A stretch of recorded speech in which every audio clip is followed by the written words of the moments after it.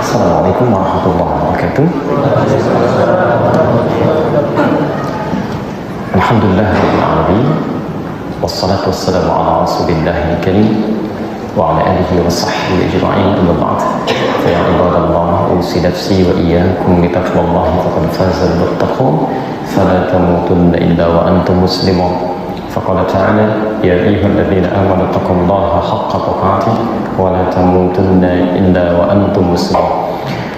Saudara-saudariku dimanapun Anda berada, Alhamdulillah kita bersyukur pada Allah Subhanahu wa Ta'ala kembali diberikan kesempatan oleh Allah menjalani kehidupan di hari ini.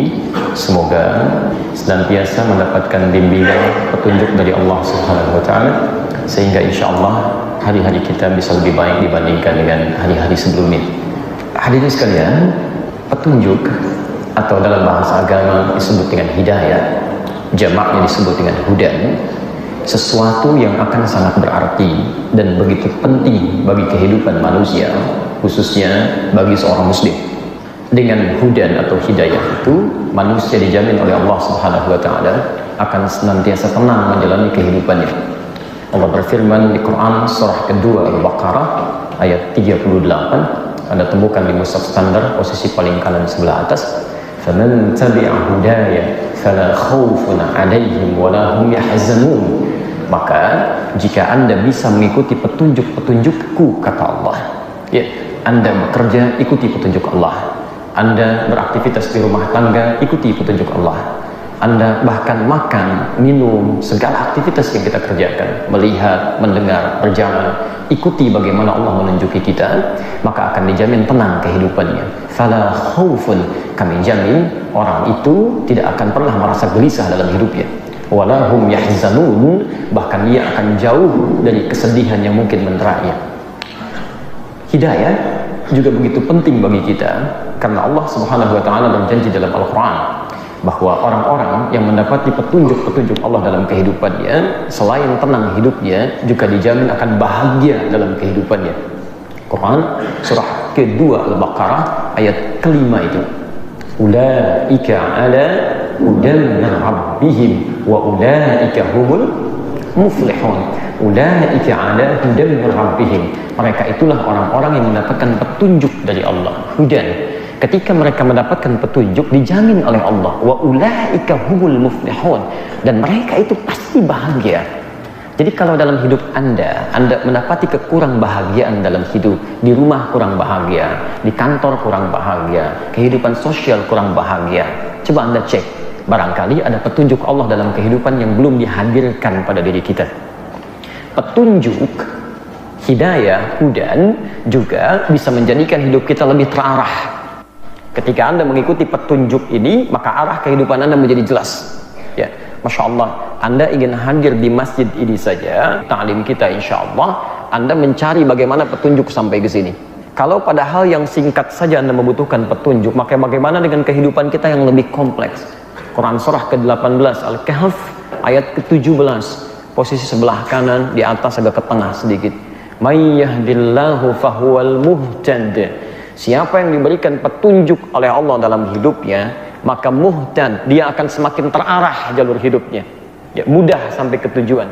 Jelas apa yang dapat dia raih. Tapi persoalannya, wa may yudlil falan tajida lahu waliyyan mursyida. Siapa yang kemudian tidak mengambil petunjuk ini, diungkapkan oleh Al-Quran, diistilahkan yudlil, dia tersesat. Hati-hati ya. Ada petunjuk misal dalam Quran, bagaimana cara kita melihat, memandang, ya. Saya pernah sampaikan dulu, orang Islam itu ketika dia beriman, kemudian dia ingin melihat dengan matanya, maka fungsi matanya ini kata Quran tidak sekedar melihat. Kalau cuma melihat, saya sering istilahkan kambing pun melihat, tapi mata kambing tidak dihisab, pandangan kita dihisab, ya. Hati-hati. Quran surah ke-17 ayat 36, innas sam'a wal basara wal fu'ada kullu ulaika kana anhu mas'ula. Pendengaran itu, penglihatan itu punya kita, kan? Baik, bahkan fuad, pikiran kita satu saat akan ditanya oleh Allah Subhanahu wa Ta'ala. Karena itu orang-orang yang mendapatkan hidayah dalam pandangan dia, Quran surah ke-24 An-Nur ayat 30 untuk laki-laki, ayat 31 untuk perempuan. Masya Allah, wa kullil mu'minina yaghuddu min absarihim. Katakan pada pria-pria beriman yang mendapatkan hidayah dengan imannya, dia hanya akan melihat yang baik-baik saja. Yang tidak baik menurut Allah, yaghuddu, dia akan palingkan. Ya. Di sini muncul istilah ghaddul basar, memalingkan pada yang tidak Allah sukai. Jadi mustahil orang yang pandangannya mendapat hidayah dengan imannya itu bisa melihat sesuatu yang tidak diridhai oleh Allah Subhanahu wa taala. Ya. Adapun orang-orang yang tidak mengambil petunjuk Allah, maka yudlil, akan tersesat pandangannya. Segala dilihat, yang haram dilihat, gambar tidak elok dilihat, sinetron tidak baik dilihat, tayangan tidak bermanfaat dilihat. Jika Anda selama hidup ini dari pandangan mata saja tidak bisa menjaga pandangannya, menyaring dari sesuatu yang tidak baik menurut Allah, maka ada yang salah dalam petunjuk penggunaan pandangan kita. Dan itu akan ditanya. Lisan orang yang mendapatkan petunjuk, maka dia akan menjaga, ya, akan menjaga dengan lisannya sehingga yang keluar itu yang baik-baik saja, yang Allah ridhai. Wa qulu lin-nasi husna, katakan pada manusia yang baik-baik saja. Fungsi lisan. Sebaliknya, bila ada orang-orang yang menggunakan lisannya pada sesuatu yang tidak baik, ada yang keliru dengan petunjuk penggunaan lisannya. Hati-hati. Dengan kata lain, dia tersesat. Ya, dia tersesat. Ada yang keliru dengan petunjuk penggunaan fungsi organ tubuhnya. Nah, teman-teman sekalian, kesalahan dalam penggunaan fungsi kehidupan kita karena tidak mengambil petunjuk ini bisa menyebabkan orang salah paham atau pahamnya bisa salah. Oke? Salah bicara bisa menyebabkan orang salah paham ataupun pahamnya bisa salah. Yang lebih bermasalah disebutkan dalam Al-Quran, ada bahkan orang yang kata-katanya bisa menghadirkan masalah dalam kehidupan yang membutuhkan solusi-solusi dalam pandangan syariat atau pandangan pengetahuan. Dari sinilah kemudian kita buka dengan Quran surah ke-2 Al-Baqarah ayat 204 sampai dengan ayat 207-nya. Posisi paling kiri sebelah atas sampai dengan ke tengah sedikit ke bawah. Perhatikan kalimatnya. Ya. Ada perintah kata-kata harus baik, tapi ada orang-orang yang menggunakan kata-katanya, Masya Allah, tidak pada jalur kebenaran. Bahkan nanti mengambil sebagian ayat-ayat Quran atau nama Allah untuk membenarkan statement yang dimaksudkan. Ya. Wa minan nasi may yu'jibuka qawluhu fil hayatid dunya wa yushhidullaha ala ma fi qalbihi wa huwa aladdul khisam. Ada ayat ini? Baik. Wa minan nasi, dan di antara sementara orang, tidak semuanya. Minnya litab'id, ya, menunjuk pada sebagian. Man yu'jibuka qawluhu fil hayatid dunya.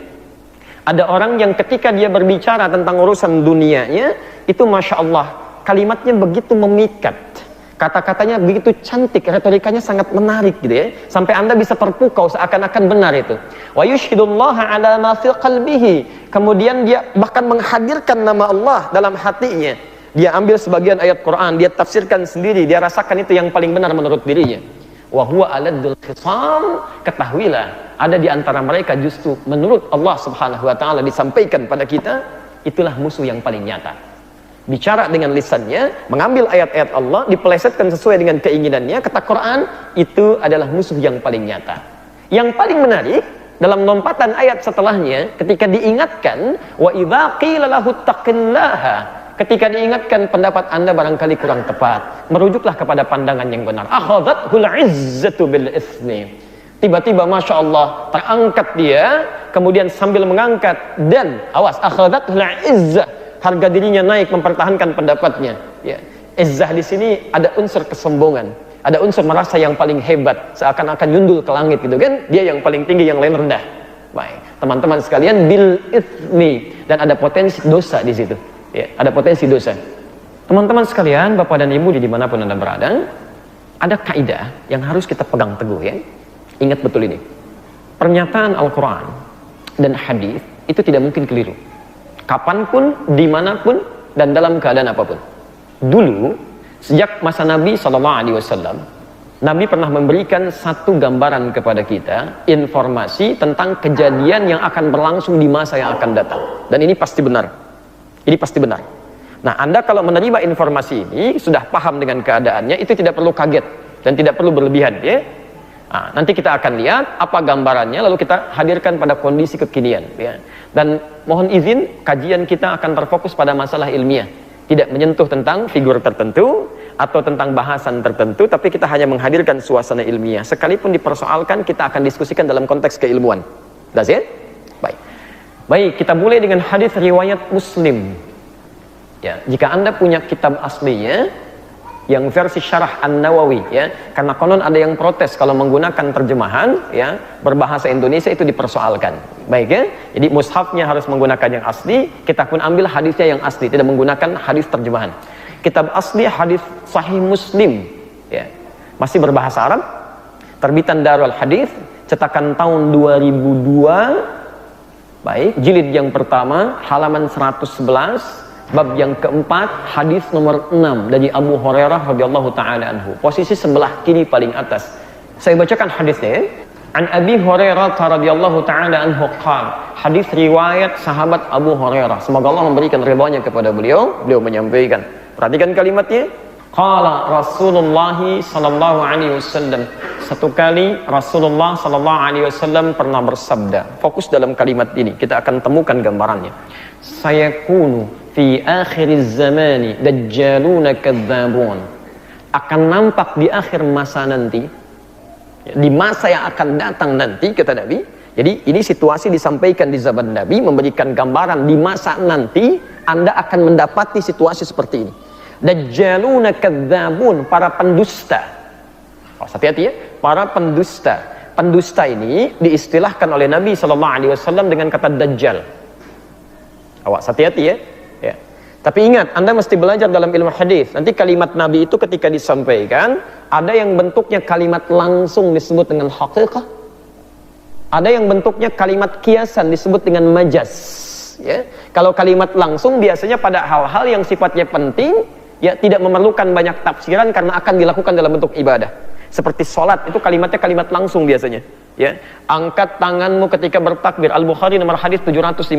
Angkat tanganmu sejajar dengan bahu hadwaman kibaihi, ya kan? Atau angkat tanganmu sejajar dengan daun telinga. An-Nasai nomor hadis 1101 seperti ini. Kemudian simpan di dada, letakkan telapak yang kanan di punggung yang kiri. An-Nasai nomor hadis 886. Semuanya langsung. Ya, sehingga jelas, tidak ada penafsiran lagi. Angkat dan letakkan langsung, tidak memberikan celah kepada kita untuk menafsirkan. Karena itu kalau ada bahasa yang langsung jangan ditafsirkan lagi. Ketika dalam pembahasan sholat mengangkat tangan seperti ini, baik yang di sini ataupun yang di sini, itu kalimat nabinya langsung letakkan, tidak ada gerakan lain. Bahkan jangankan dalam kitab hadis sahih, dalam kitab hadis paling palsu pun itu nggak ada gerakan lain. Ya. Misal Anda, nggak enak tiap hari kiri, bagaimana kalau kanan dulu dimasukkan, kanan ke sini, kemudian kiri dimasukkan, ditutup ya. Jadi jangan terlampau kreatif ya. Kalau petunjuknya sudah jelas, maka cukup ikuti itu, jangan mencari-cari yang lain. Jelas di sini?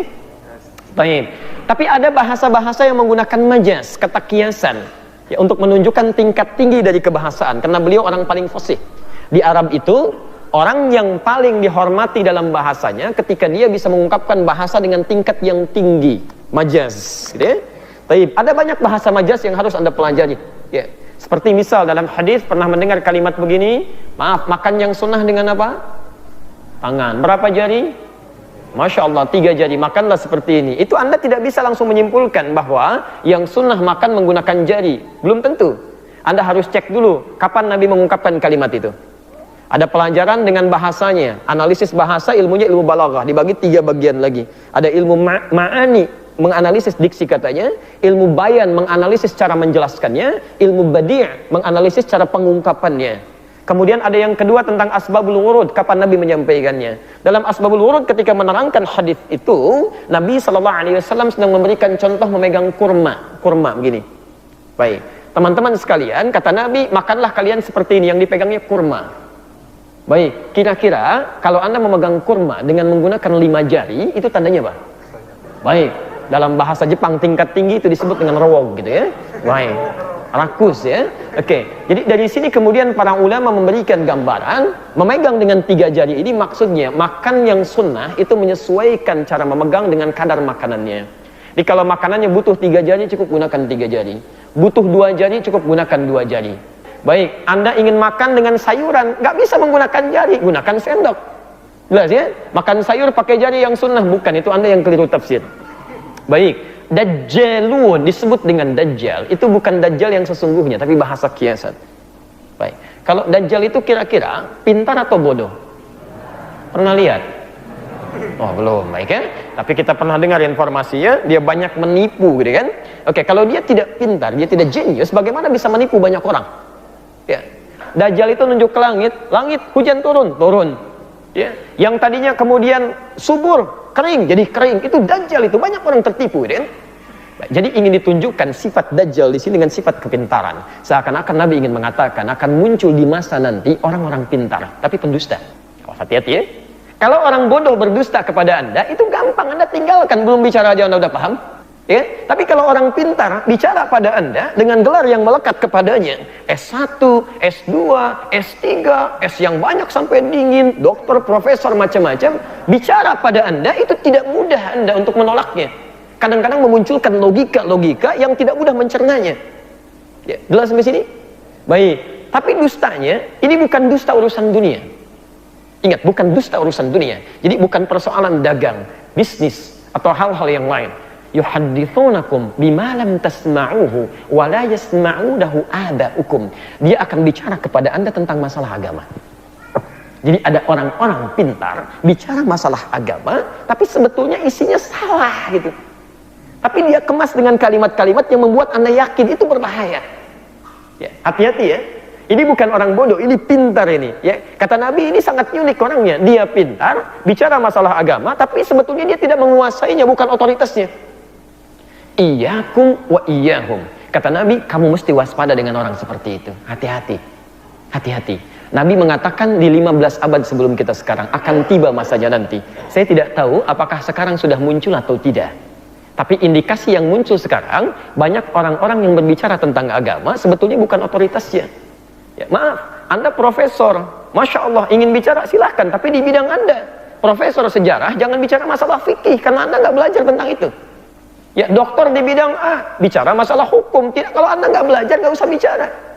Ustadz saja punya otoritasnya, Masya Allah. Ustadz Adi Hidayat akan ceramah menerangkan bagaimana cara membuat pesawat terbang. Siapa yang mau hadir? Nggak ada yang datang, karena bukan otoritasnya. Ya, Ustadz Adi Hidayat akan menerangkan bagaimana tentang membuat sebuah jembatan yang kuat. Nggak ada yang mau datang. Ya, karena ada otoritas tertentunya. Di Ustadz khusus bicara membahas tentang ketentuan-ketentuan syariat. Yang lain punya otoritasnya. Ini sekarang semua bicara masalah agama, seakan-akan semuanya punya kapasitas di bidangnya.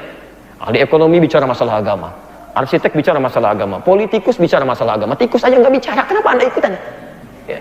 Nah, ini jadi masalah. Iyyakum wa iyyahum. Hati-hati dengan orang-orang seperti ini.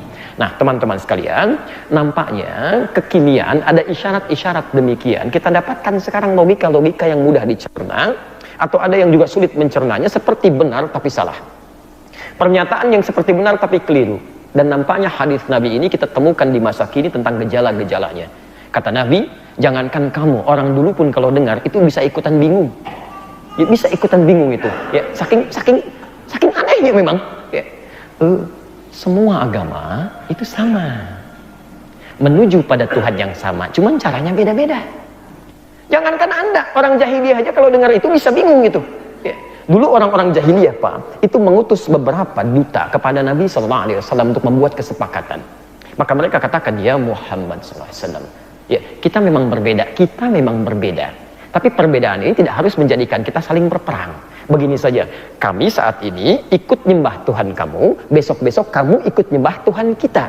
Maka turunlah Quran surah Al-Kafirun itu. Qul ya ayyuhal kafirun la a'budu ma ta'budun, sampai ke ujungnya dibedakan, lakum dinukum waliyadin. Mereka menerima agama kita memang beda.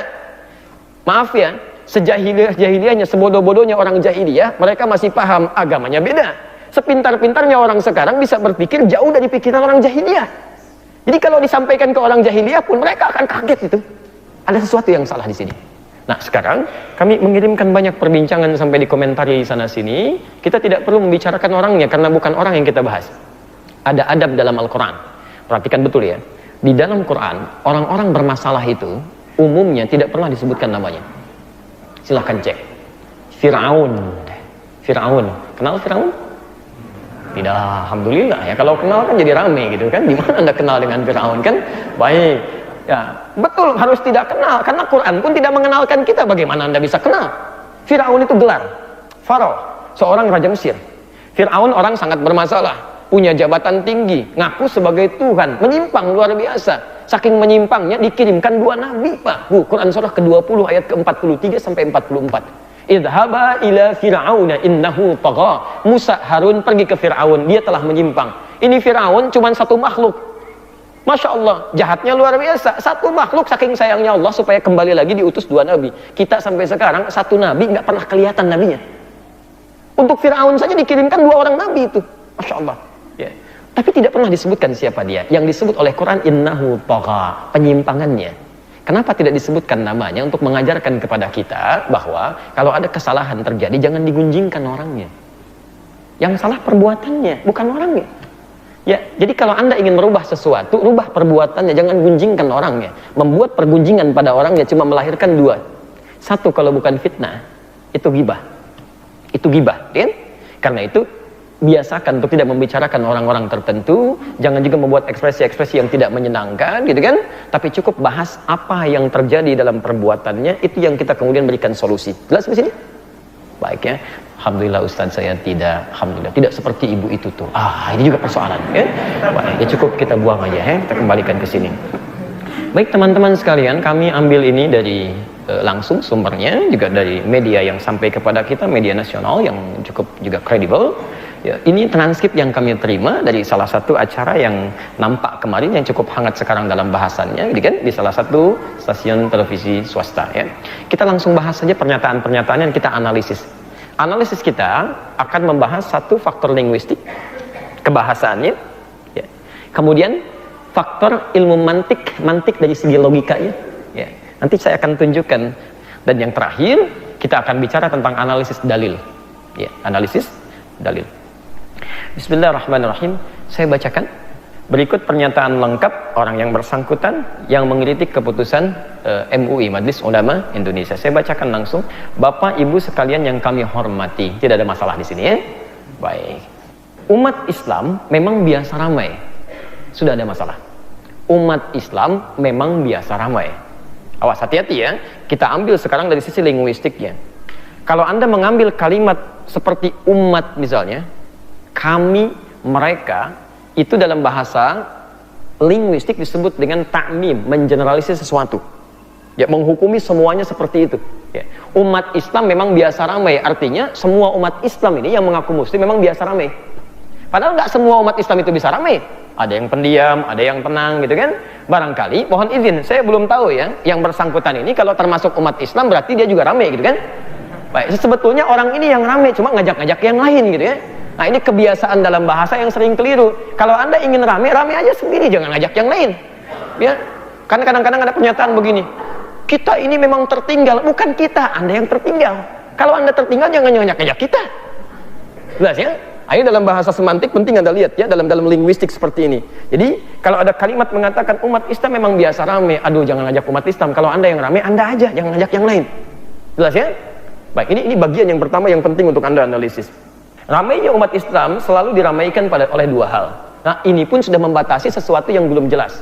Ingat betul ini ya, dalam dunia ilmiah, ya, ilmiah, baik itu bagi seorang pelajar, peneliti, misal akademisi, ini kalimat seperti ini bermasalah. Ya. Biasanya, saya bacakan ya, supaya tidak keliru, ramainya umat Islam itu selalu diramaikan dua hal. Selalu dua hal.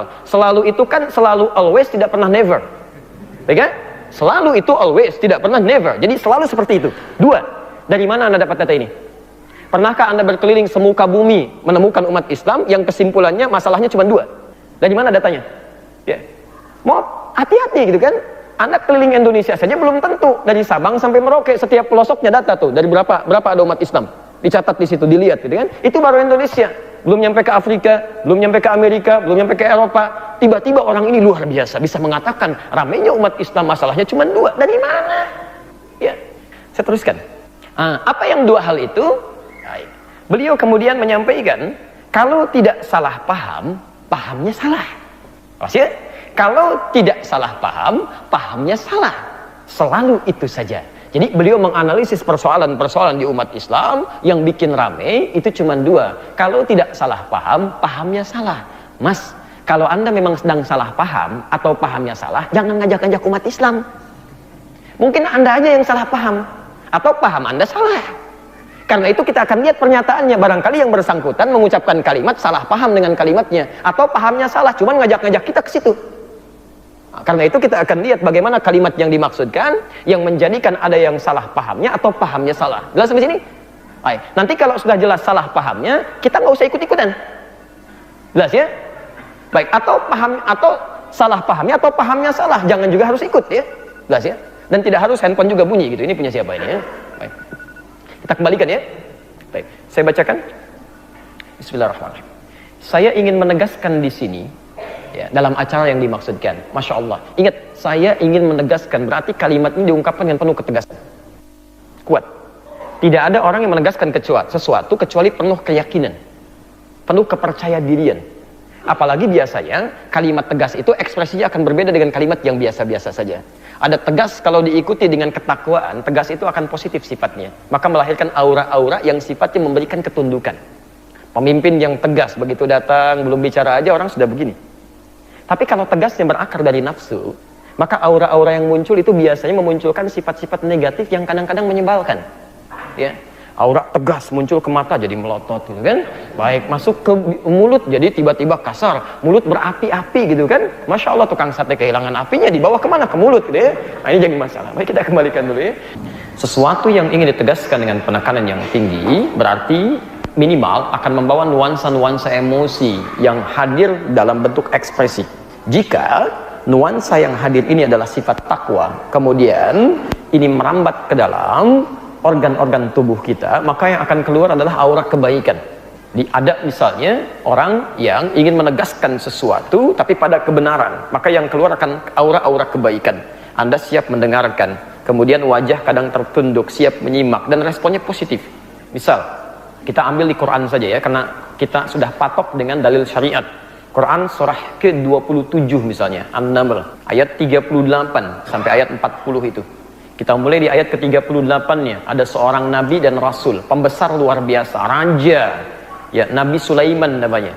Nabi rasul, raja luar biasa. Maaf, rakyatnya bukan sembarang rakyat, tapi ada jin, kalangan jin tingkat paling tinggi, ifrit pun jadi bawahannya. Ada manusia dari kalangan yang paling soleh sampai yang biasa. Binatang dari yang paling galak, yang paling buas, sampai semut yang paling kecil jadi bawahannya. Baik. Satu kali Nabi Sulaiman ingin menegaskan satu perintah dengan kalimat yang sangat tegas. Quran surah ke-27 ayat 38. Ya ayyuhal mala, hei para pembesar. Nah, ini yang dituju dengan kalimatnya para pembesar. Jadi tidak mungkin kalimat disampaikan oleh pemimpin kepada para pembesar. Artinya yang punya pemikiran, yang punya kepemimpinan, yang punya kekuasaan, itu yang disentuh. Tidak mungkin Anda bicara pada pembesar dengan kalimat yang lembut. Hei para pembesar, mustahil. Pasti Anda keluarkan ya satu kalimat dengan aura yang membawa kekaguman gitu kan. Ya ayyuhal mala, hei para pembesar, ayyukum ya'tini bi arsyiha qabla ayyatuni muslimin. Siapa yang bisa memindahkan arsy-nya Balqis itu ke sini sebelum mereka datang tunduk patuh kepada saya. Jelas ya? Nah, itu auranya muncul semua. Ketika muncul pun responnya baik-baik. Ya, jin yang paling kasar, jin yang paling luar biasa, jin yang paling sulit diatur namanya ifrit. Ya, orang soleh dari kalangan manusia menyampaikan dengan respect, karena ketika disampaikan dengan aura yang positif, masya Allah. Jadi ada penghormatan di situ. Berbeda ketika kalimat ketegasannya didasari yang keluar bukan jiwa takwa tapi nafsu.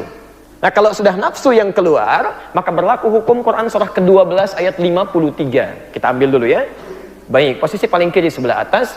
Wa ma ubarri'u nafsi. Kita tidak bisa menjadikan jiwa kita menjadi suci. Tapi Anda mesti ingat, innan nafsa la'ammaratun bisu. Dalam jiwa kita ada nafsu. Nafsu itu cenderung mengarahkan kepada keburukan.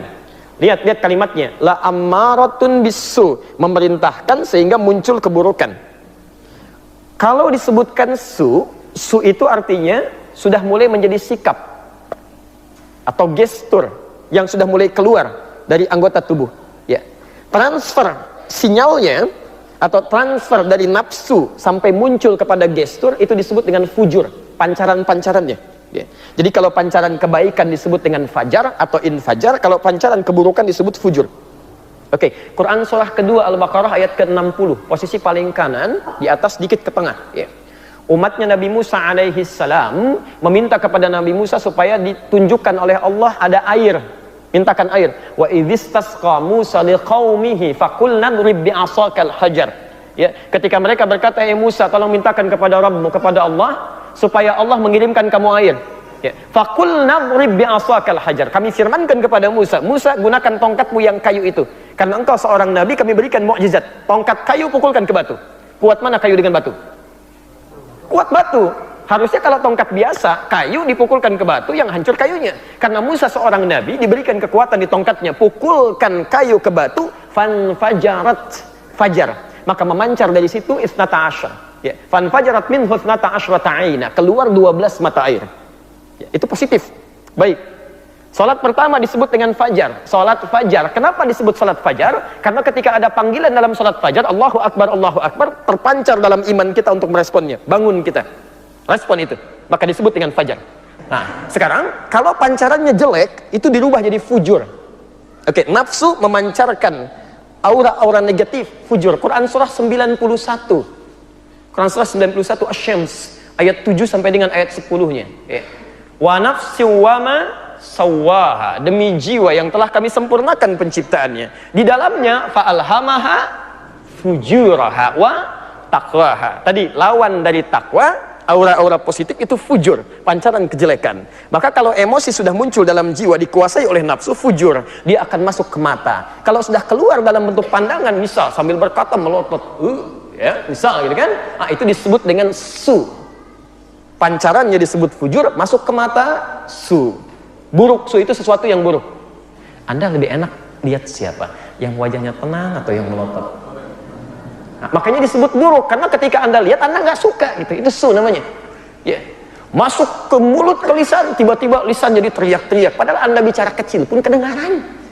Ah, sekarang cek saja, ketika yang bersangkutan menegaskan kalimat ini, saya ingin menegaskan. Coba lihat gesturnya. Ya. Kalau matanya biasa-biasa, wajahnya teduh, berarti kalimat yang disampaikan itu positif. Karena ada jiwa kebaikan di situ. Tapi kalau gesturnya kemudian muncul dengan rona yang tidak baik, kesannya tidak menyenangkan, su di situ, berarti yang bersangkutan mengungkapkan kalimat itu dengan nafsunya. Ingat, setiap kalimat yang berasal dari nafsu, isinya tidak akan baik. Isinya tidak akan baik. Sebaik apapun Anda mengemasnya, tetap tidak akan baik. Ya, Anda misalnya memiliki terasi, Anda kemas dengan baik, dengan luar biasa, dia bentuk luarnya, tetap aja isinya terasi, baunya kecium tidak enak. Ya, karena itu, maaf, feeling kami, ketika kita akan baca kalimat-kalimat selanjutnya, pasti akan bermasalah. Tapi kalau benar disampaikan dengan penuh takwa, kalimat selanjutnya pasti akan baik. Ya, karena itu kita akan lihat dan di sini kita akan simpulkan. Jangan dibayangkan ya, karena kita sedang menganalisis teks, bukan membayangkan orang. Saya ingin menegaskan di sini di tempat beliau kemudian berdiskusi, yang namanya teks apapun itu bebas tafsir, bebas makna. Ini masalah paling serius. Yang namanya teks apapun, apapun itu, ya, baik yang dianggap suci ataupun tidak. Pancasila itu teks. Undang-undang itu teks, pasal-pasal di pengadilan itu teks. Itu bebas tafsir dan bebas makna. Ini pernyataan paling bermasalah ini. Ini paling bahaya. Ya. Jadi secara bahasa bermasalah, linguistik bermasalah. Secara semantik pun dari bahasa bermasalah, secara mantik juga bermasalah.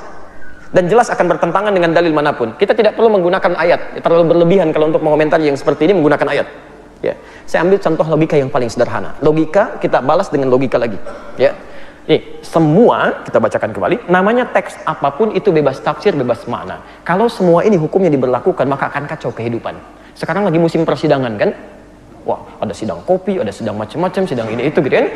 Baik, taruhlah kemudian ada keputusan, hakim mengatakan berdasarkan pasal sekian, saudara terdakwa dihukum sekian.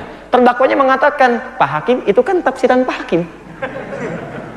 Pembuat teksnya tidak begitu, itu tafsiran Pak Hakim saja. Kapan selesainya sidangnya? Karena setiap orang punya tafsir, nggak ada yang punya otoritas gitu kan? Ini bermasalah. Dilarang mengaktifkan handphone, ditulis di situ. Pak, kenapa handphonenya bunyi? Kan tidak ada tulisan. Itu kan tafsiran Bapak, tafsiran saya tidak begitu. Ya semuanya akan begitu, nanti banyak persoalan di situ, gitu kan? Ini yang paling berbahaya yang seperti ini. Ya, jelas sampai sini ya? Jadi karena semuanya tafsirnya bebas makna, akhirnya melakukan sesuatu yang liar, tidak terkendali. Sesuatu yang liar, yang bebas, tidak terkendali, tidak ingin ada batas, itu dalam dunia pemikiran sekarang dikenal dengan liberal. Jadi kalau kalimat ini dimunculkan, ini kalau kita lihat dalam kalangan pemikiran, ini tidak pernah keluar kecuali dari kalangan liberal. Ya, asalnya ingin membawa nuansa Quran itu bebas, tidak boleh siapapun menafsirkan. Hadis juga terbuka, siapapun boleh berkomentar. Oh, kalau seperti itu berbahaya kehidupan. Ya, jelas di sini ya? Oh, jangan dipraktekkan ya. Batas suci, pakai sepatu ke situ. Ini kan batas suci, itu kan tafsiran Bapak saja. Jelas ya?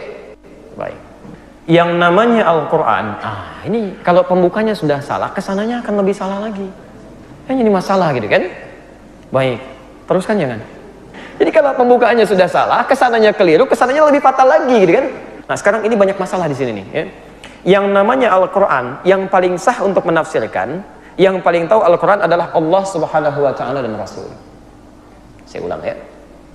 Yang namanya Al-Quran, yang paling sah untuk menafsirkan, yang paling tahu Al-Quran adalah Allah Subhanahu Wa Taala dan Rasul. Sudah bermasalah kalimatnya. Allah itu tidak menafsirkan, Allah itu memfirmankan. Ya, kalau Allah menafsirkan, ngapain ngutus Rasul? Ya, dan masya Allah gitu kan, nggak ada kerjaan di situ mengurangi sifat keagungan Allah.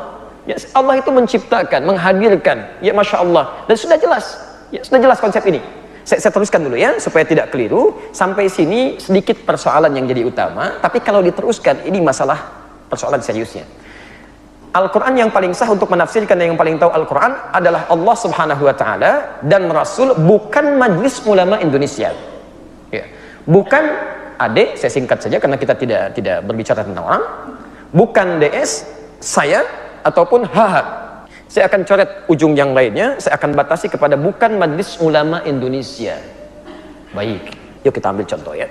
Al-Quran yang paling sah untuk menafsirkan dan yang paling tahu Al-Quran adalah Allah Subhanahu Wa Taala dan Rasul. Teruskan, bukan Majelis Ulama Indonesia. Sampai sini kalimat kita. Kita lihat rincian secara linguistiknya, secara mantiknya, kemudian kita jawab menggunakan dalil. Bapak Ibu sekalian, kalau kita batasi kalimatnya, ingat, kalau Anda nanti ada statement seperti ini, Anda bisa jawab. Tidak ada yang lebih tahu tentang Quran kecuali Allah. Misal, pernah dengar kalimat itu? Seakan-akan ingin menafikan Anda tidak berhak menafsirkan. Yang lain tidak berhak, saya pun tidak. Cuman Allah saja yang maha tahu. Ya, pernah dengar kalimat itu? Awas, hati-hati. Kalimat ini kalimat yang paling berbahaya. Ya, kalau Allah saja yang paling tahu maknanya, maka ibadah kita selama ini akan kacau segalanya. Nggak benar kita. Ya. Anda pun sama. Dari mana Anda bisa sholat seperti sekarang? Anda muslim bukan? Muslim Pak, lihat KTP saya muslim. Sholat tidak? Sholat Pak. Dari mana Anda bisa sholat? Yang paling tahu makna sholat ketika diturunkan, kan? Awas, kalimat sholat pertama Al-Baqarah ayat ketiga. Alladzina yu'minuna bil ghaib wa yuqimunas sholat. Setelah beriman pada Allah yang gaib, yang tak nampak, ingat kalimatnya, gaib tidak nampak, tidak kelihatan oleh kita sekarang, kan? Hati-hati ya, tidak kelihatan oleh kita sekarang. Jangankan kita, Rasul pun, Nabi pun tidak bisa melihat Allah. Nabi Yusuf, Nabi paling ganteng semuka bumi, disebutkan di Quran, Perdana Menteri, luar biasa tampannya, saking tampannya, Masya Allah. Quran surah ke-12 ayat 31, posisi paling kanan sebelah atas, paling pojok itu. Ya, ketika lewat, Masya Allah, falamma ra'aynahu akbarnahu wa qulna hasya lillahi ma hadza bashara in hadza illa malakun karim. Ketika mereka melihat Yusuf, sampai tercengang perempuan-perempuan itu. Ya, Masya Allah, sampai memotong sebagian, mengiris sebagian tangannya, wa qata'na aydiyahunna. Ya, tercengang sampai berkata, ini sih bukan manusia, ini malaikat yang menjelma dalam diri manusia. Nabi, Rasul, manusia paling ganteng, Perdana Menteri, tetap tidak bisa melihat Allah. Anda bukan Nabi, bukan Rasul, tidak seganteng Yusuf. Anda lewat aja, ibu-ibu belum tentu kepleset gitu kan. Masya Allah, Anda nggak bisa melihat Allah, bagaimana tahu makna dari Allah? Nggak bisa gitu kan. Nggak bisa Anda katakan semua yang tahu Allah. Lantas kalau sekarang saya mau ibadah, bagaimana? Bertemu Allah aja nggak bisa. Ya, di sini kerancuannya. Jadi kalau kalimat dipotong sampai sini, yang tahu maknanya cuma Allah. Lantas ketika kita akan menafsirkan ibadah, seperti apa caranya? Karena kita nggak pernah berjumpa dengan Allah. Musa nggak bisa, gitu kan? Alaihissalam. Nabi Yusuf nggak bisa, apalagi kita. Nah, sekarang kembalikan. Karena itulah kemudian, ketika Allah Subhanahu Wa Taala ingin memberikan perintah, karena kita tidak bisa menjangkaunya, ya, maka kemudian diutuslah seorang Rasul untuk menjelaskan pada kalangan umatnya yang sejenis dengan kita. Jadi Rasul kalangan manusia diutus manusia. Rasul kita ketika diutus, Masya Allah, istimewa, luar biasa. Ya, Nabi Muhammad SAW diutus untuk menjelaskan ayat-ayat Allah. Dan didoakan oleh Nabi Ibrahim, Nabi Ismail sebelumnya. Quran surah kedua Al-Baqarah ayat 129, posisi paling kiri sebelah atas. Rabbana wab'ath fihim rasulan minhum yatlu alaihim ayatika. Dalil pertama. Ya. Nabi Ibrahim, Nabi Ismail alaihi wassalam bermohon kepada Allah setelah selesai meninggikan bangunan Ka'bah. Ya Allah, mohon nanti utus seorang rasul yang terlahir di sekitaran Ka'bah. Ya, Coba perhatikan, Rasul mana yang pernah lahir di sekitaran Ka'bah? Tidak ada kecuali Nabi Muhammad SAW. Jelas di sini? Baik. Apa fungsinya beliau ini? Yatlu alaihim ayatika, menyampaikan, membacakan, menerangkan tentang firman-firman-Mu ya Allah yang Engkau turunkan kepadanya. Jadi ketika Allah ingin mengajarkan kepada kita, akan diutus seorang Rasul untuk menerangkan kepada kita, karena kita tidak bisa melihat Allah langsung. Jelas di sini? Baik, karena itu wa yu'allimuhumul kitab. Ya, setiap wahyu, setiap Rasul pasti menerima wahyu. Ya, wahyunya Nabi Muhammad SAW disebut dengan Quran. Begitu turun ayat, misal Al-Baqarah 43, wa aqimus shalah, turun ayat, dirikan salat, maka Nabi harus menyampaikannya. Tapi tidak cukup sampai situ. Wa yu'allimuhumul kitab, kemudian mengajarkan kepada kita. Begini caranya. Jelas di sini? Jadi pernyataan kedua, kalau Anda ingin mendapatkan pemahaman yang benar dari Allah, mesti melewati Rasul, Nabi. Di sini kemudian ada semboyan datang kepada kita, ikutlah kepada wahyu Al-Quran, ikutlah kepada sunnah petunjuk Nabi. Jelas sampai sini? Baik, nah sekarang persoalannya, Anda pernah nggak ketemu Nabi? Awas, kita sampai harus temukan sampai kalimat Majelis Ulama Indonesia, harus sampai situ ketemunya. Ya. Baik, Anda pernah nggak ketemu Nabi? Di mimpi barangkali? Masya Allah, mimpi aja belum pernah ketemu, bagaimana bisa menerima petunjuk Nabi? Ya, belum tentu bisa ketemu. Imam Asy-Syafi'i, Masya Allah, Muhammad bin Idris Asy-Syafi'i, orang soleh luar biasa, lahir 150 Hijrah, hafal Quran, menghafal Al-Muwatta dalam semalamnya, ahli hadis, ahli tahajud, ahli siam, ahli puasa, belum ketemu Nabi dalam hidupnya. Secara fisikalnya, karena saat dilahirkan Nabi sudah wafat. Anda bukan imam, kadang-kadang di masjid jadi makmum, belum hafal Quran, bukan ahli tahajud, belum hafal hadis, bahasa Arab belepotan. Masya Allah, dibandingkan Imam Syafi'i lebih paham beliau dibandingkan dengan Anda kepada Nabi. Tapi tetap beliau tidak bisa bertemu. Akhirnya apa yang terjadi? Nabi memberikan isyarat. Kalau Anda ingin belajar dari saya, Anda mesti melewati jalur-jalur sehingga bertemu dengan ajaran Nabi. Maka beliau bersabda, Ibnu Majah, nomor hadis 233. Awas, hati-hati sampai ketemu kalimatnya ya. Ibnu Majah, Sunan Ibnu Majah nomor hadis 233. Saya langsung percepat saja. Innal ulama warathatul anbiya. Innal ulama, kata Nabi, warathatul anbiya. Sungguh para ulama itu, itulah yang mewarisi ajaran para nabi. Jadi saat kita sekarang ingin belajar ketentuan dari Nabi tentang ibadah, tentang akhlak, tentang muamalah, karena kita nggak pernah bertemu dengan nabinya, mesti cari jalan. Orang ini kan berkata, tidak ada Al-Quran yang paling sah untuk menafsirkan, yang paling tahu Al-Quran hanya Allah dan Rasul, ya kan? Baik, sekarang Anda nggak pernah bertemu dengan Allah, tidak bertemu dengan Rasul, bagaimana bisa tahu itu? Ya, kalau kita tidak tahu, bagaimana kita ibadah? Makanya kata Nabi, Anda bisa temukan itu semua petunjuknya melalui jalur para ulama. Innal ulama'a warathatul anbiya. Sungguh para ulama itu adalah pewaris keilmuan para nabi. Karena itulah kemudian Imam Muslim membuat satu pembahasan dalam kitab sahihnya. Ya, referensi masih di kitab yang tadi, ya, terbitan Darul Hadis, cetakan tahun 2002, jilid yang pertama halaman 119, bab yang kelima, posisi paling kiri sebelah atas. Saya bacakan babnya. Babul isnad minad din. Bab yang menerangkan bahwa runtutan sanad itu jalur transmisi periwayatan satu ilmu pengetahuan, itu yang menentukan dalam agama kita. Jadi Imam Muslim ingin mengatakan, kalau Anda ingin belajar tentang agama, mesti ada sanad ilmunya sampai kepada Nabi. Misal kita belajar sekarang hadis dari siapa? Kan nggak bisa ketemu Nabi. Buka Al-Bukhari. Al-Bukhari menerima dari siapa? Si fulan. Si fulan dari si fulan. Si fulan dari si fulan. Itu disebut dengan sanad. Kalau Anda ingin belajar dari Nabi SAW, ikuti sanad ini sampai nyambung ke kita. Jelas sampai sini? Nah, Anda salah belajarnya dari orang yang tidak tersambung kepada Nabi, maka akan salah juga dalam ibadahnya. Anda mau belajar tentang sholat dari orang yang tidak pernah nyambung pelajarannya kepada Nabi, maka sholat kita bisa salah. Jelas sampai sini? Orang-orang yang ada dalam jalur sanad ini, itulah yang disebut oleh Nabi dengan ulama, jamak dari kata alim. Pelan-pelan. Ulama itu banyak orang, bukan satu orang. Masya Allah, ustadz seorang ulama, salah. Ustadz seorang alim. Bapak-bapak itu ulama. Jadi kalau sudah berkumpul banyak, menjadi apa? Ulama. Kalau sendirian, alim. Masya Allah. Kalau tidak ada, kosong. Ya? Kosong. Baik. Di hadis riwayat Ibnu Majah, ya, perhatikan, kita mesti ilmiah ya, jangan persoalkan statement dengan hal yang tidak tepat. 233 Ya, Nabi SAW menyampaikan ulama ini pewaris keilmuan dari para nabi, warathatul anbiya. Baik. Jamaknya ulama dari kata alim. Siapa yang disebut ulama? Awas, mesti ada kriteria. Tidak semua orang belajar agama jadi ulama, belum tentu. Awas, hati-hati ya. Ulama nanti ada beberapa turunan. Ya. Dalam hal belajarnya dia serius sampai memahami hukum agamanya. Quran surah 9 ayat 122. Posisi paling kiri sebelah bawah, gitu kan? Syarat pertamanya dia serius belajarnya. Quran surah 9 sampai 122. Ya. Alim. Alim itu sighah mubalaghah, bentuk superlatif. Allah disebut alim, manusia alim. Jelas ya? Baik, saya teruskan dulu ya. Baik. Alim jamaknya ulama. Jelas sampai sini? Baik. Alim jamaknya apa? Ulama. Saya teruskan sebentar, nanti kita kembalikan ke konteks ini ya. Apa syarat menjadi seorang alim? Ya. Pelan-pelan. Satu, punya keseriusan dalam belajar, bukan cuma tahu transfer informasi, tidak. Ya. Bahasa Qurannya fikih.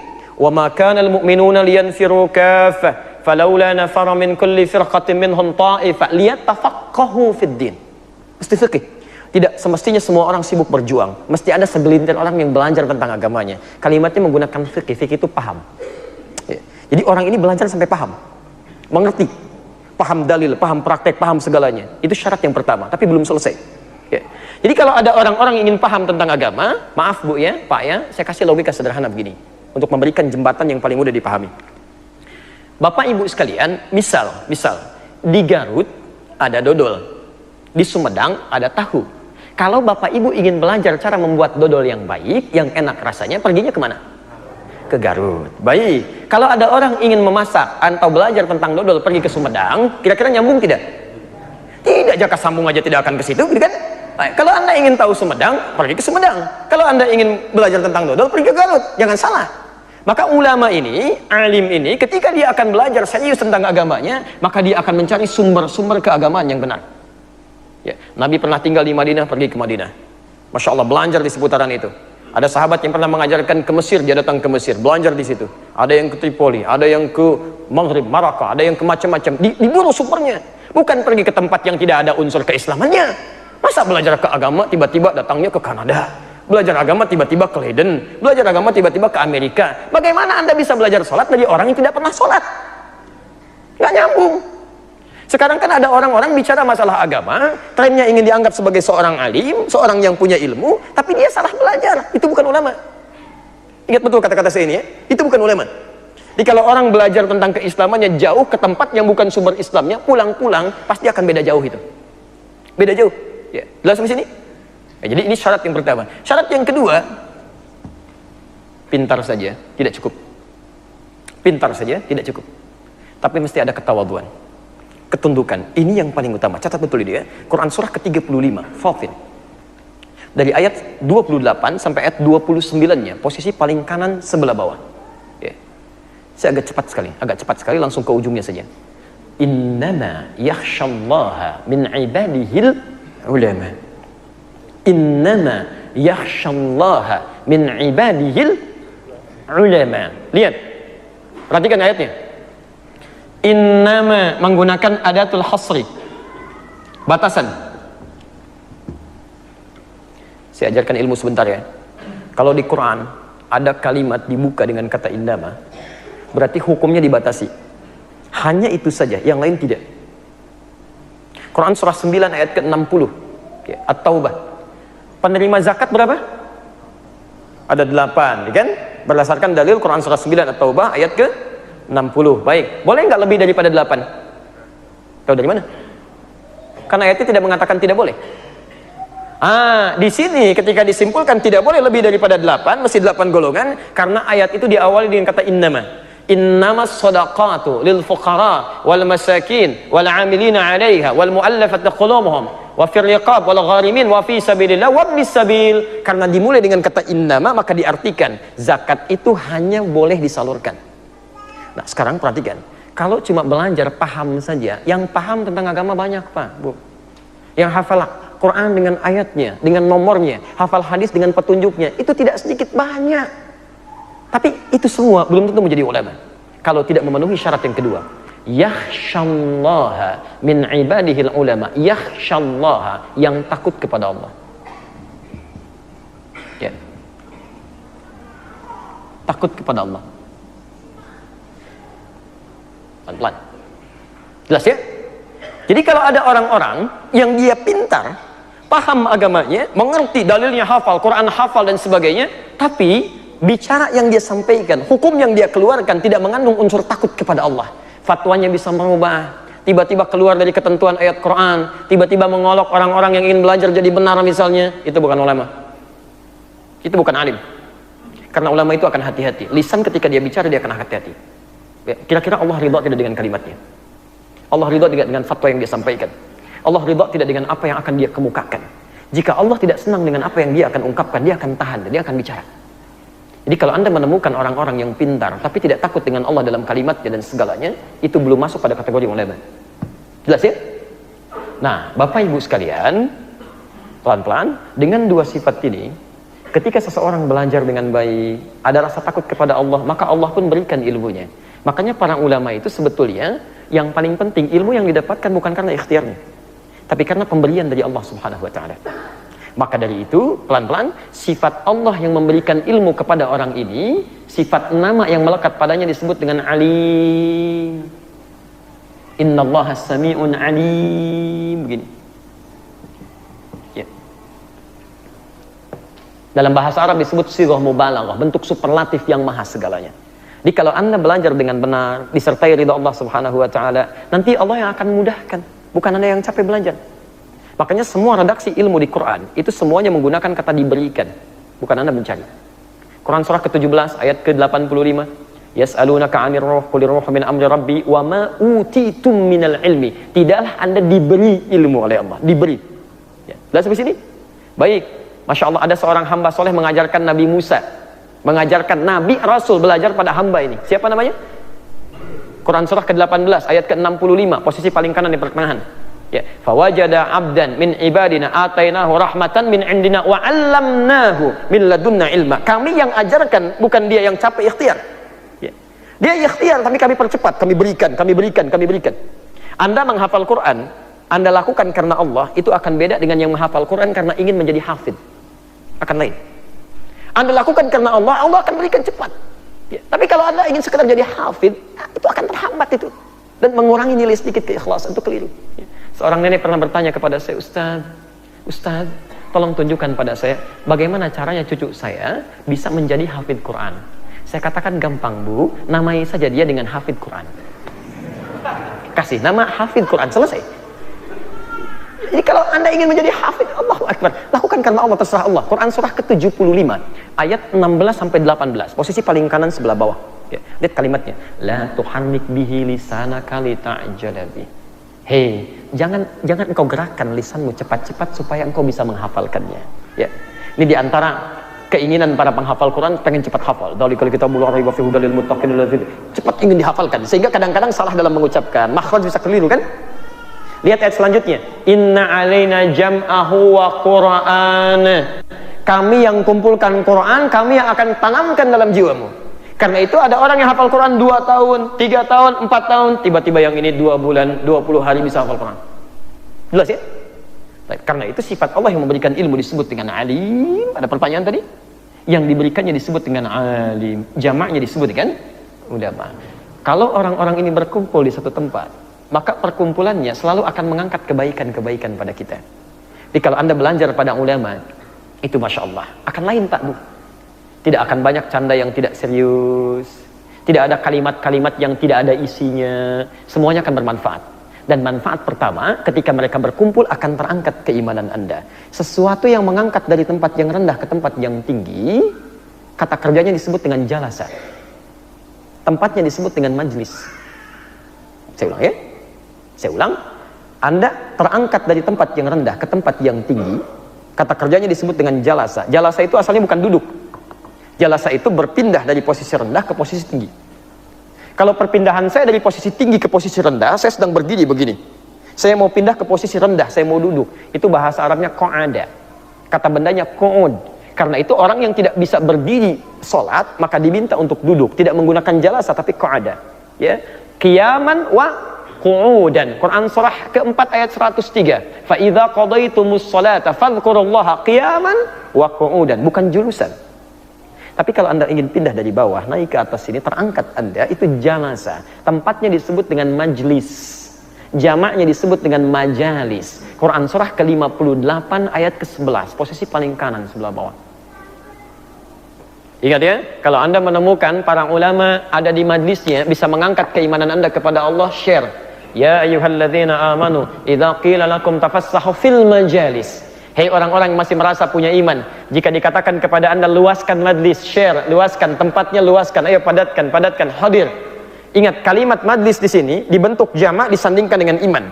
Jadi kalau Anda taklim kepada orang yang baik, orang ulama, hal yang akan beliau berikan akan selalu mengangkat iman Anda. Ya, terangkat iman Anda. Jadi kalau Anda belajar agama pada orang-orang tidak mengangkat iman Anda, tidak lebih dekat dengan Allah, itu ada yang salah. Jelas ya?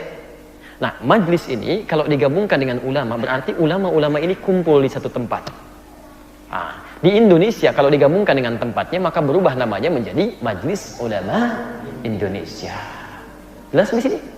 Nah, sekarang kembalikan, tidak ada yang lebih tahu tentang Quran kecuali Allah benar. Bagaimana cara mendekati Allah? Lewat Rasul. Bagaimana cara mendekati Rasul? Lewat siapa? Ulama. Berkumpullah ulama di mana? Di majlis. Kita di Indonesia, di mana kumpulnya para ulama? Majlis Ulama Indonesia. Yang kumpul banyak orang. Anda sendirian, alim juga bukan, dekat dengan Nabi juga bukan, tahu hadis juga tidak, hafal Quran juga tidak, bahasa Arab belepotan. Bagaimana Anda bisa mengatakan saya lebih tahu dibanding dengan yang lainnya? Atau Anda mengatakan tidak ada yang lebih tahu, saya juga tidak tahu. Lantas yang tahu siapa? Kalau saya mau belajar kepada siapa? Karena menurut Anda majlis ulama nggak tahu, ini nggak tahu, itu nggak tahu, saya pun nggak tahu. Kalau Anda nggak tahu, kenapa Anda komentar? Dan aneh juga mengundang orang yang tidak tahu. Ada acara ngundang orang-orang yang nggak tahu disuruh bicara, kan aneh namanya. Jelas ya? Awas, hati-hati, itu amat aneh itu. Ya, si amat aja nggak aneh. Ya, kalau Anda katakan yang paling tahu Allah dan Rasul, kenapa Anda berdalil? Anda nggak tahu di situ. Kan bermasalah gitu kan? Pasti setiap kalimat setelahnya pasti masalah itu. Kebenaran itu datangnya dari Allah Subhanahu wa taala. Itu adalah ilmu tafsir, bukan itu adalah ayat Quran. Orang ini berkata, al-haqqu min rabbik, kebenaran itu datangnya dari Allah Subhanahu wa taala. Titik, itu adalah ilmu tafsir, bukan Pak, itu ayat Quran. Al-haqqu min rabbik itu kalimat Quran, bukan ilmu tafsir. Ilmu itu adalah, awas, analisis pada gejala-gejala tertentu yang menghadirkan satu kesimpulan sementara disebut dengan hipotesa, mengeluarkan sebuah penelitian-penelitian berupa teori, dikumpulkan jadi satu bidang, setelah selesai semuanya jadilah sebuah ilmu. Baik. Dalam tahapan biologis melewati empat tahapan utama. Nggak bisa ujuk-ujuk jadi ilmu, tidak. Ada analisis dulu, ada research dulu, ada segalanya. Setelah teorinya muncul, baru menjadi nazariyah namanya, teoritis yang menjadi aspek keilmuan. Jelas ya? Anda melihat misalnya, oh ini para ulama mendapatkan pengajaran dari Nabi, begini cara Nabi mengajarkan, dirumuskan, dikeluarkan. Imam Asy-Syafi'i mengeluarkan kaidah fikih, ya, kaidah usul fikih, dikenal dengan nama kitabnya Ar-Risalah, dikumpulkan. Dari kaidah-kaidah ini dianalisis dulu menjadi ilmu, maka muncul ilmu, istilah ilmu usul fikih. Tafsiran Quran dikumpulkan, analisisnya dilihat, jadi ilmu tafsir namanya di sini. Orang ini sangat unik mengatakan al-haqqu min rabbik itu adalah ilmu tafsir, bukan itu ayat Quran. Jelas ya? Baik. Kata Anda semuanya bebas tafsir, bebas makna. Kenapa Anda menyebut ilmu tafsir? Kalau semua sudah bebas, gak perlu pada ada ilmu lagi. Kalau semua sudah bebas, gak perlu pada ilmu. Ngapain belajar capek-capek? Anda juga ngapain belajar tinggi-tinggi sampai ke UI, sampai ke dokter, sampai ke luar negeri gitu kan? Ujung-ujungnya pulang ke Indonesia semua bebas tafsir. Ngapain belajar jauh-jauh? Jelas ya? Baik, Masya Allah. Yang paling tahu tentang teks adalah orang yang membuat teks itu sendiri. Ini juga bermasalah. Jadi kita susah memahaminya.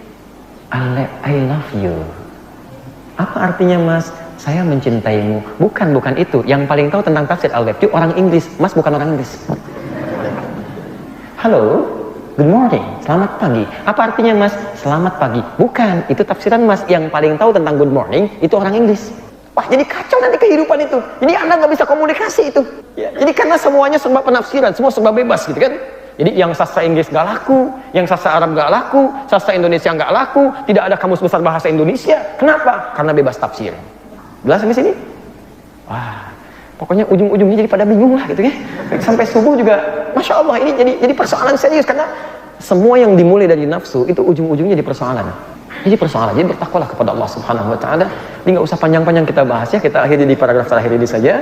Baik, dalam ilmu sastra, Mas F senior saya di satu universitas gitu kan, ada namanya proses kreatif. Yang paling tahu makna puisinya TI ya TI sendiri, bukan kita menerjemahkan seakan-akan. Baik Bapak Ibu sekalian, jadi ini diantara sesuatu yang tidak tepat ya. Bahkan ini ada sesuatu yang menurut saya tidak sopan dia. Kalimat selanjutnya tidak sopan. Karena itu kiai-kiai saya, guru-guru saya, ulama saya dulu ketika memaknai Al-Quran, saya ngaji, katanya semua ilmu itu yang paling tahu Allah dan Rasul, tapi Anda ngaji juga ya.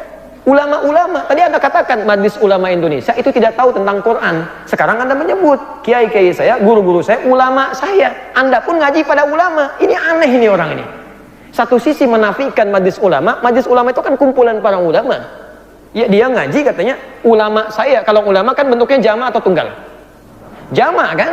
Dia sendiri mengatakan yang paling tahu tentang Quran Allah dan Rasul. Majelis ulama nggak pada tahu. Kok orang ini belajarnya ngaji sama ulama juga? Artinya ada inkonsistensi dalam pemikirannya. Ini sedang bingung biasanya. Jadi kalau sudah semakin tinggi alirannya semakin kencang konslet. Ya, biasanya demikian. Ya. Ini bahaya. Ya, jadi gelap. Kalau konslet kan gelap.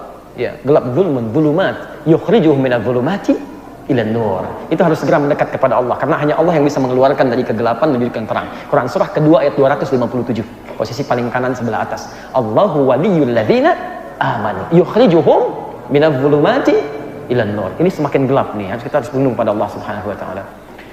Tidak pernah mengklaim dirinya paling benar. Ya wajar, semua ulama nggak ada yang begitu. Kalau begitu namanya sombong.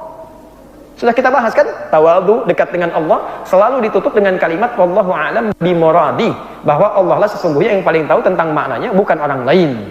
Jelas, itu nggak usah dipertanyakan. Tapi mereka menerangkan ini maksudnya ini maksudnya itu, tapi yang paling tahu hanya Allah Subhanahu wa taala. Ini petunjuk yang kita amalkan. Itu kalimat ketawadhuan, bukan ingin membuat kita bebas menafsirkan lagi. Oke.